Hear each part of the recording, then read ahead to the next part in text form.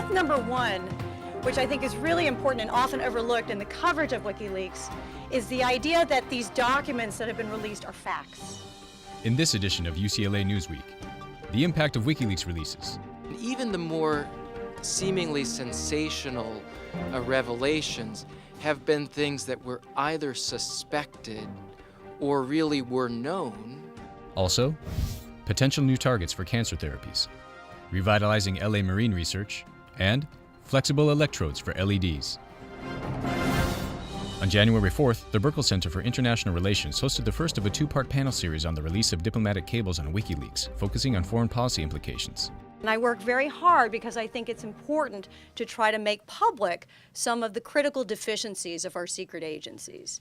But that said, there is a limit to transparency. There is a careful balancing that has to be done between the interests of protecting information to guard national security and the interest of making that information known to promote the public interest or to promote transparency. The most misleading narrative coming out of these leaks is the notion that our United States Arab allies in the region, Saudi Arabia, Egypt, the rest of the Gulf, etc., are aligned in a unified front and would support a U.S. or Israeli military attack on Iran. But just because they don't like Iran doesn't mean they like us, and doesn't mean that they're going to line up behind U.S. policies in lockstep with us. And now we'll look at more developments at UCLA.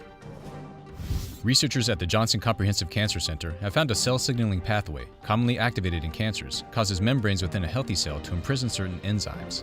This containment prevents the degradation of certain proteins which are known to cause cancer. The findings may lead to the development of new cancer-fighting therapies. UCLA has entered into a collaboration with the Southern California Marine Institute and other universities that will streamline marine research operations and expand research opportunities for UCLA students and faculty.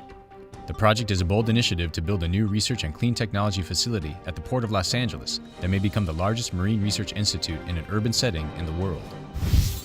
Electrodes used in LCD displays and similar devices can be fragile, toxic, and expensive. Researchers at the Henry Samueli School of Engineering and Applied Science have developed a new transparent electrode. The new electrode uses low-cost, non-toxic materials and is easy to fabricate. It is cheaper than glass and can be rigid or flexible, allowing it to be formed into various stable shapes.